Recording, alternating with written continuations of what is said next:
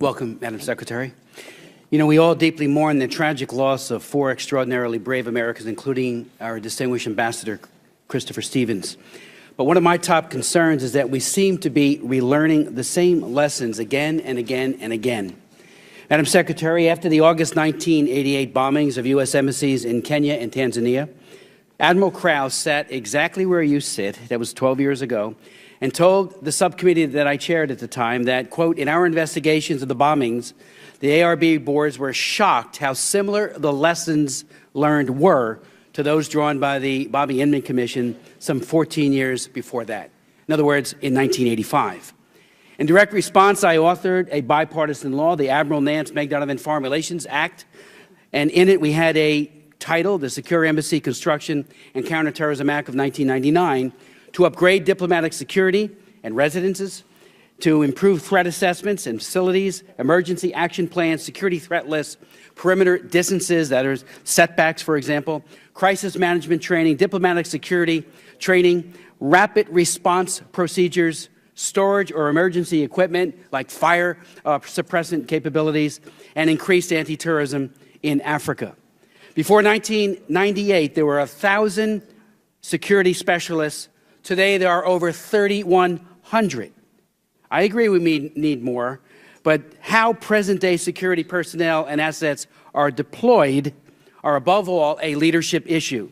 And clearly, we have and had the diplomatic security assets that could have been deployed to Benghazi. When it comes to what you knew, Madam Secretary, and what requests were made of you and the Department to beef up security in Benghazi, there are disturbing parallels to Kenya and Tanzania. Prior to East Africa terrorist bombings, U.S. Ambassador to Kenya, Prudence Bushnell, repeatedly asked Secretary Madeleine Albright for more security upgrades, and the ambassador's request was rejected, and the loss of life, as we all know, was horrific. There are numerous press reports that U.S. Ambassador to Libya, Chris Stevens, and his team made repeated requests for security assistance.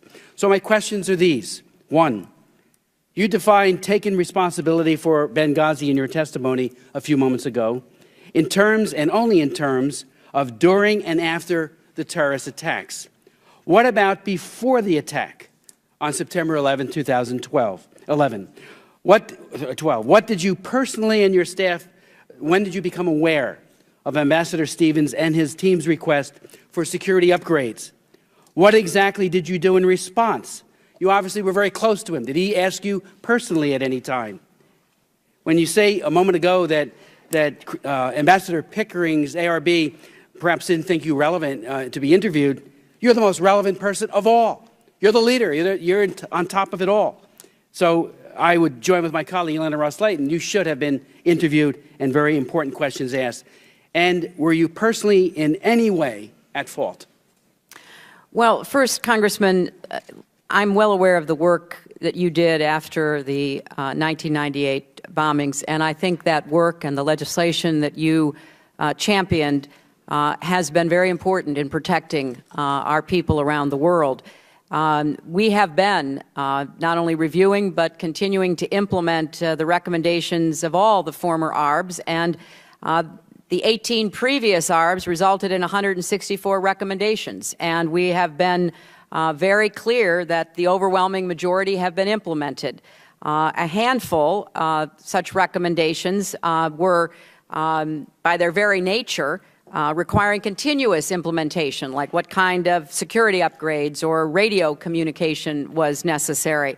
And there were a few that were only partially implemented because of some separate security concerns that would have raised. But there was a need for ongoing funding. You remember that Admiral Crowe said we wanted $2.2 billion for building embassies. We had a number of embassies that were built in those early years, thanks to your legislation. Then it petered off.